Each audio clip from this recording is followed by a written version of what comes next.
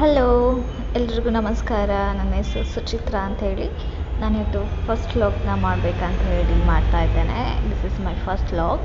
My name is Suchitra and I am doing the first vlog and please subscribe and support. ಇವತ್ತು ನಾನು ನಮ್ಮ ಮನೆ ಗದ್ದೆಗೆ ಹೋಗ್ತಾ ಇದ್ದೇನೆ. ಸೊ ಇದು ನಮ್ಮ ಮನೆ ಕೆರೆ. ಫಸ್ಟ್ ಇಲ್ಲೆಲ್ಲ ನಾವು ಮೀನು ಬಿಡ್ತಾ ಇದ್ವಿ, ಮುರುಗುಳ ಮೀನು ಅಂತ ಹೇಳ್ತಾರಲ್ಲ, ಅದನ್ನು ಬಿಟ್ಬಿಟ್ಟು ಹಿಡಿದು ಮಾರ್ತಾಯಿದ್ವಿ. ಸೊ ಇದು ನಮ್ಮನೆ ಗದ್ದೆಯಲ್ಲಿ ಇವತ್ತು ಗದ್ದೆ ನಾಟಿ ಮಾಡ್ತಾ ಇದ್ದಾರೆ.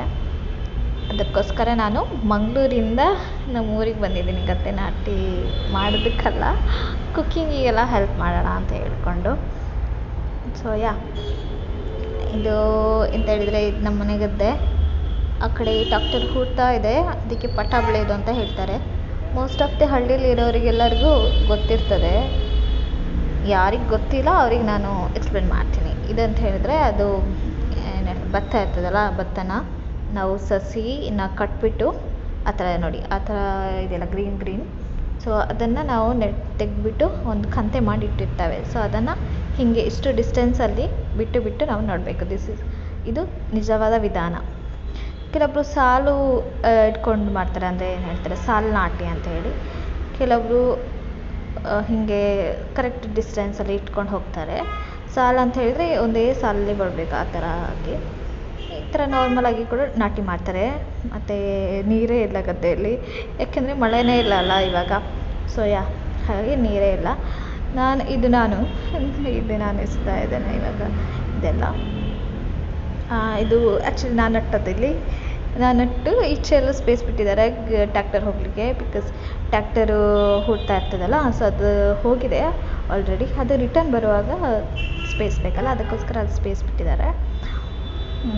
ಮಳೆ ಬರೋ ಥರ ಆಗಿದೆ, ಮೋಸ್ಟ್ಲಿ ಮಳೆ ಬರಬಹುದು ಅನಿಸುತ್ತೆ.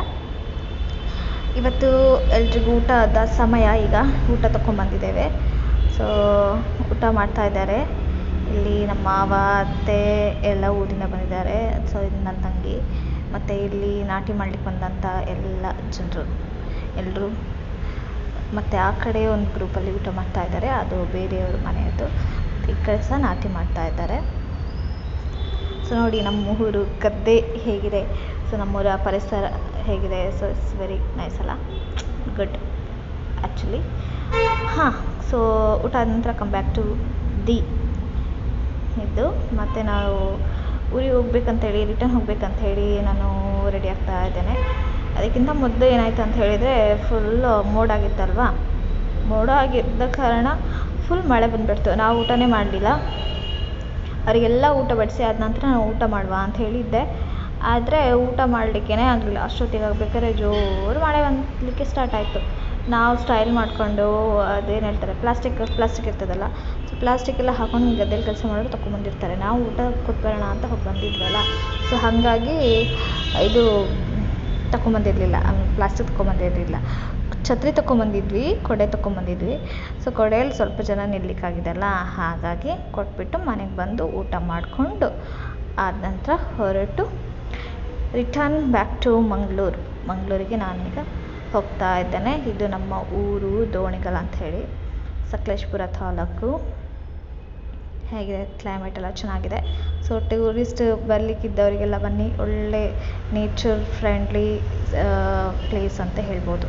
Thank you for watching. Subscribe if you like and comment.